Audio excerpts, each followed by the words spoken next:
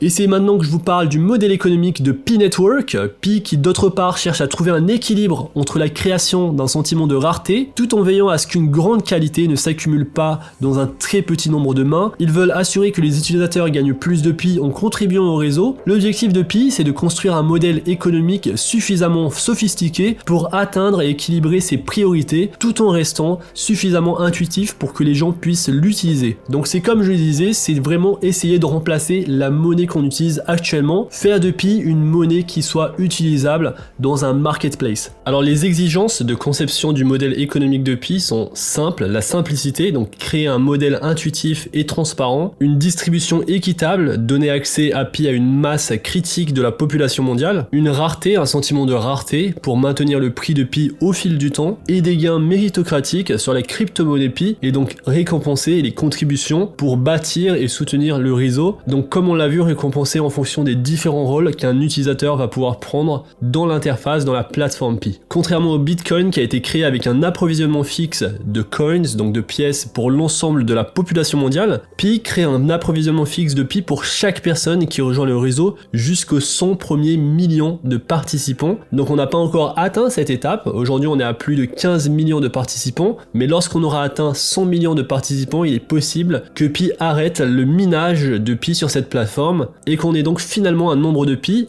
en circulation sur le réseau Pi Network. C'est à ce moment-là qu'on pourra vraiment évaluer la valeur d'un Pi, car aujourd'hui on ne peut pas évaluer cette valeur car on ne sait pas combien il y aura de Pi en circulation. On devrait donc être fixé lors de l'avancement du projet et c'est possible qu'en 2022 on ait une réponse. À la base de la crypto-monnaie Pi Network, le raisonnement pour donner de la valeur à cette nouvelle crypto-monnaie, c'est qu'elle doit être largement distribuée. Pour inciter à cet objectif, le protocole va générer également un montant fixe de Pi qui sert de bonus de parrainage à la fois pour le parrain et pour celui qui va rejoindre la plateforme. Alors que Pi cherche à se différencier du Bitcoin et éviter des concentrations extrêmes de richesse, le réseau cherche tout de même également à récompenser les membres antérieurs et leur contribution avec une part relativement plus importante de Pi. Donc ceux qui minaient du Pi au tout début recevaient beaucoup plus de Pi que ceux qui le minent aujourd'hui. Afin de récompenser les personnes qui arrivent tôt sur les réseaux, la récompense minière individuelle et les récompenses de parrainage de Pi vont diminuer en fonction du nombre de personnes dans le réseau. En d'autres termes, il y a une certaine quantité de Pi qui est réservée pour chaque emplacement dans le réseau Pi. Donc faut s'attendre à ce que vous miniez aujourd'hui, c'est-à-dire 0,10 Pi par heure, faut s'attendre à ce que ce soit divisé par 2 lorsqu'on aura atteint un certain seuil. Sur quoi se base l'économie de Pi? Sur le web aujourd'hui, on voit de grandes entreprises comme Google, Amazon et Facebook qui ont un pouvoir énorme de pression sur les consommateurs individuels. En conséquence, ils sont capables de capturer la part de valeur créée par les consommateurs individuels sur Internet. Pi égalise les règles du jeu en permettant à ses membres de mettre en commun leurs ressources collectives afin qu'ils puissent obtenir une part de la valeur qu'ils créent. Donc ça, c'est un des points qui m'intéresse énormément sur ce projet. Pi Network pourrait devenir un projet qui va permettre de faire de la publicité, un projet d'advertisement,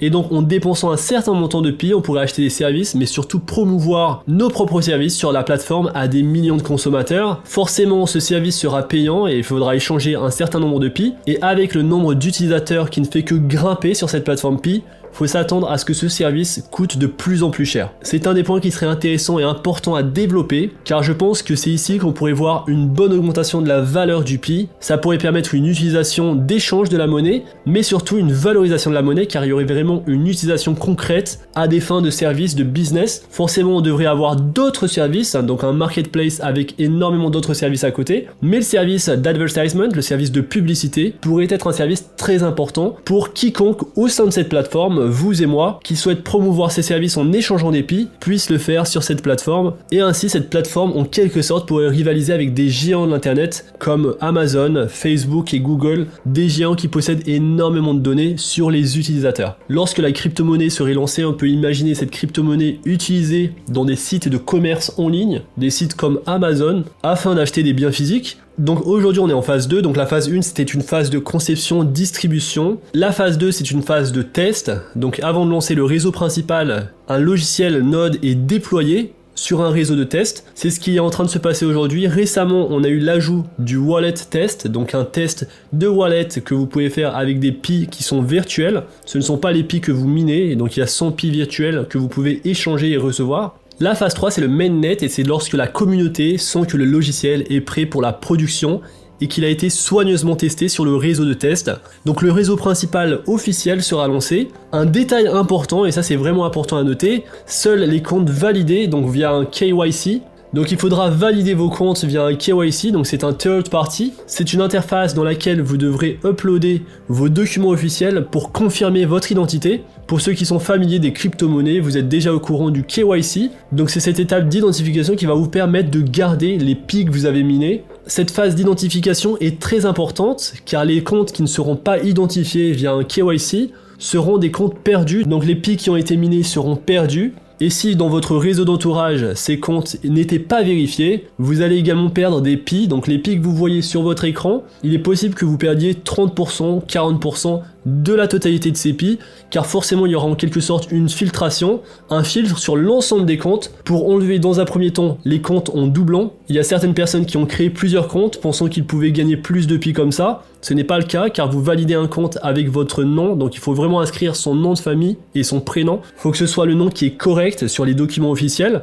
Il faudra valider ce compte via un KYC, et cette phase de validation arrivera lors de la phase 3, et c'est à ce moment-là, après cette validation, que vous garderez les Pi que vous avez minés, et lorsque tout le monde aura fait cette validation, on aura finalement enfin une idée du nombre de Pi en circulation. Aujourd'hui, il y en a énormément, mais il y a également beaucoup de comptes en double, et il va y avoir beaucoup de comptes qui ne seront pas validés, malheureusement. Ces comptes seront perdus. Ça aussi, ça va augmenter la valeur du Pi, car on va réduire la circulation en Pi via cette étape de validation. Donc sur cette troisième étape, aucune autorité centrale ne contrôlera la monnaie, donc ça c'est bien entendu, c'est une crypto-monnaie. Elle sera entièrement décentralisée, les soldes de faux utilisateurs et d'utilisateurs en double seront supprimés. C'est la phase où Pi peut être connecté à des échanges et être échangé contre d'autres devises. Cette phase devrait arriver probablement fin 2021, début 2022. Je vous tiendrai bien entendu au courant. Et donc à la question, quelle est la valeur de Pi ?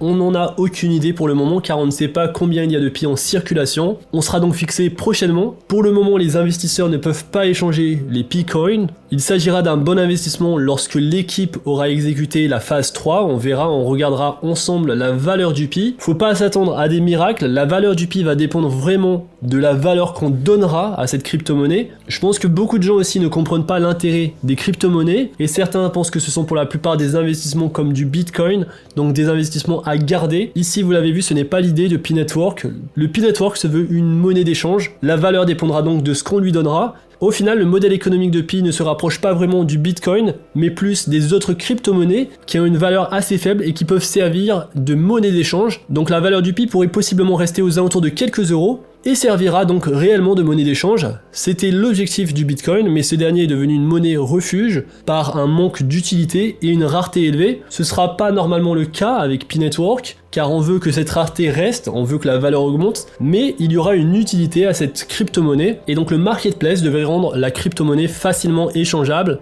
Pour moi, comme vous l'avez deviné, les prochaines années, l'avenir se situe dans la manière de gérer les data, les données des utilisateurs, et ici, Pi possède une base de données énorme. Si elle réussit à rendre cette plateforme intéressante en créant une plateforme sociale, à la manière d'un WhatsApp ou d'un Facebook, mais également en donnant la possibilité aux utilisateurs de créer leur propre publicité, pour mettre en avant leurs services, alors la valeur de Pi devrait bien augmenter car les gens payeront assez cher pour être vus par des millions d'utilisateurs. Ça poussera aussi les utilisateurs à échanger des Pi dans un marketplace. On peut imaginer un Instagram pour mettre en valeur nos services, nos images, et je peux vous garantir qu'il y aura énormément de gens pour mettre en avant leurs services, et je doute honnêtement, avec le nombre d'utilisateurs qu'on a sur cette plateforme et la facilité d'accès via un téléphone, je doute que ça coûte moins d'€1. Donc ça c'est ma conviction en tout cas sur les prochaines années, donc peut-être les 5 prochaines années ou les 10 prochaines années. Il va falloir voir la direction des fondateurs du Pi Network, il va falloir connaître le nombre de services associés à cette plateforme et comment justement la communauté va réagir au lancement du Pi Network, car c'est vraiment un travail sur la communauté. Si la communauté considère que 10 centimes c'est suffisant comme valeur pour le Pi Network, donc il faut pas s'attendre à des miracles et c'est possible que cette valeur reste comme ça pendant plusieurs années. Par contre, si la communauté décide de garder ces Pi le jour du lancement et pense que la valeur valeur devrait être plus aux alentours de quelques euros, quelques dollars, alors on peut se faire pas mal d'argent si on commence à miner aujourd'hui. Donc pour miner, c'est très simple, comme je vous l'ai dit, vous pouvez télécharger l'application sur votre téléphone, vous pouvez ajouter mon lien d'invitation Digital Voyageur pour rejoindre mon groupe de minage, mais vous pouvez ajouter n'importe quel utilisateur. Je vous mets également le lien dans la description, dites-moi ce que vous pensez de P-Network, je ferai sans doute une autre vidéo quand il y aura plus de news. En tout cas, c'est un projet qui m'intéresse, c'est possible que ça ne décolle pas, mais en même temps, qu'est-ce qu'on perd? On perd quelques secondes chaque jour en cliquant sur un bouton. N'hésitez pas vraiment à me dire dans les commentaires ce que vous pensez de cette P-Network plateforme et je prendrai vos commentaires pour aborder une prochaine vidéo, peut-être une vidéo questions-réponses. J'espère que la vidéo vous a plu. Si c'est le cas, n'hésitez pas à liker la vidéo, à vous abonner à la chaîne, à rejoindre le Discord qui est dans la description. On se retrouve très vite pour une prochaine vidéo. D'ici là, faites attention à vous, minez bien et à la prochaine. Peace.